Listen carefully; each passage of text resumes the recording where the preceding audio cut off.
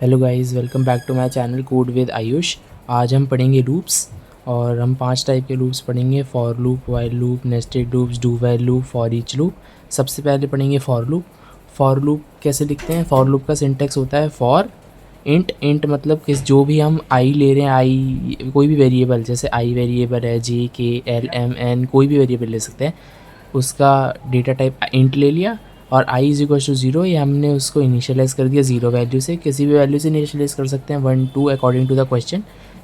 n मतलब i हमेशा within n ही चलेगा। n जैसे ही आएगा तो वो उस लूप से बाहर आ जाएगा। n की वैल्यू कोई भी हो सकती है, कुछ भी वैल्यू लिख सकते हैं, 5 3 2 10, वो भी अकॉर्डिंग टू क्वेश्चन ही रहेगा।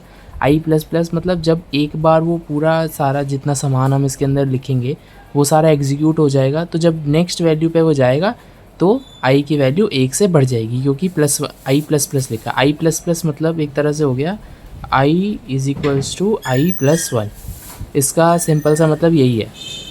तो अब ऐसे करके हम फॉर लूप इस्तेमाल कर सकते हैं। अब जैसे कि अगर मेरे पास मान लो कोई एक एरे है, ये एक एरे मैंने ले लिया 1 2 3 4।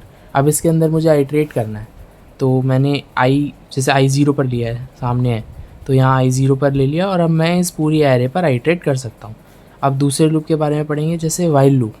वाइल लूप किस लिए इस्तेमाल होता है कि जब हमारे को किसी कंडीशन के थ्रू लूप करना होता है, जैसे वाइल। अब इसके अंदर हमने कोई कंडीशन लिखी और इसके अंदर हम कोई भी हमारे ऑपरेशन जितने भी होंगे वो लिख सकते हैं, और ये ओपन ब्रैकेट्स के अंदर हमारी कंडीशन आएगी, जो भी हमारी कंडीशन है। अब कंडीशन कुछ भी हो सकती है, जैसे कोई भी वेरिएबल है तो आई ग्रेटर देन एन जब तक है तब तक चलाओ। जैसे आई की वैल्यू बढ़ बढ़ के एन से बाहर हो जाएगी, तो मतलब एन से घट आई से घट एन से घट के एन से कम हो जाएगी तो बाहर आ जाएगा। सेम नेस्टेड लूप्स में होता है। अब नेस्टेड लूप्स में क्या होता है, जैसे ये नेस्टेड लूप्स में क्या है, फॉर लूप, एक फॉर लूप चला, उसके अंदर एक और फॉर लूप चलेगा, ये उसके अंदर चला है एक और फॉर लूप, ये ऐसे करके ये वाला फॉर लूप बंद और ये वाला फॉर लूप बंद। ये मेनली जब 2 पॉइंटर्स की बूट फोर्स टेक्निक हम लिख रहे होते हैं तब हमारे को मेन काम आता है। और पैटर्न्स जो बनाने होते हैं हमको, उसमें भी बहुत यूज़ होता है इसका। डीपी के क्वेश्चंस में भी इस्तेमाल होता है, तो यहाँ पर ये ऐसे काम आता है। डीपी में जब हम टैब्यूलेशन वाली अप्रोच लिखेंगे तब काम आता है ये। उसके बाद हम देखते हैं हमारा कौन सा अप्रोच है, do while loop. Do while loop कब इस्तेमाल करते हैं? डू वाइल लूप तब इस्तेमाल करते हैं कि जब हमारे को एक बार तो लूप चलाना ही है, उसके बाद हमें कंडीशन डालनी है। ये हमने किया डू।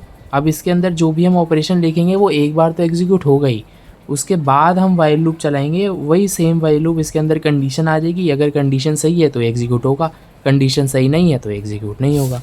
उसके बाद हमारा लास्ट है फॉर ईच लूप। अब फॉर ईच लूप एक मतलब एनहेंस्ड फॉर लूप है, कोई अलग से लूप नहीं है, फॉर लूप का ही एनहेंस्ड वर्जन है। इसमें जैसे for int I ratio ARR। अब ARR कोई भी एरे हो सकता है, जैसे हमने कोई भी एरे लिया 1 2 3 4, इसका नाम हमने दे दिया ARR। अभी ये आई इस ARR पे चलेगा, ये सेम उसके जैसा ही है जो हमने पहले फॉर लूप लिखा था, उसके जैसा ही है, बस उसका एनहेंस्ड वर्जन है। तो आज के लिए बस इतना ही, और बाकी मिलेंगे नेक्स्ट वीडियो में कल। तब तक के लिए have a good day and like and subscribe. Thank you.